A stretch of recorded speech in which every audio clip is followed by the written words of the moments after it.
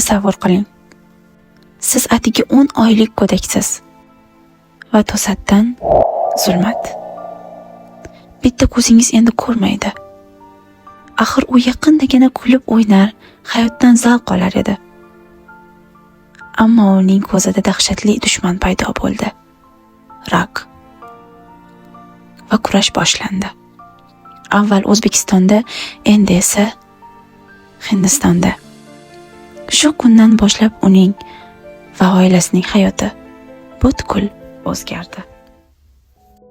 Ammo Muhammad Sodiqning oilasi hech qanday to'siqlarga qaramasdan umidni yo'qotmadi va davolanishni Hindistonda davom ettirishga qaror qildi.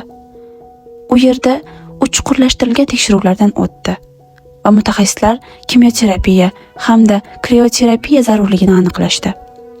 Davolash jarayonida shifokorlar o'smani kichraytirish va kasallik tarqalishining oldini olish uchun eng zamonaviy usullardan foydalandi.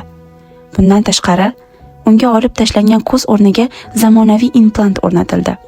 Bu yuqori texnologiyali protez ko'z kosasi bilan birga harakatlanadi va kelajakda yuz suyaklarining deformatsiyasini oldini olishga yordam beradi. Kichkintoyimiz barcha qiyinchiliklarga qaramay jasurlik bilan kurashdi va uni yengdi. Endi esa u yana ko'zlarida nur bilan, katta umidlar bilan oldinga intilyapti.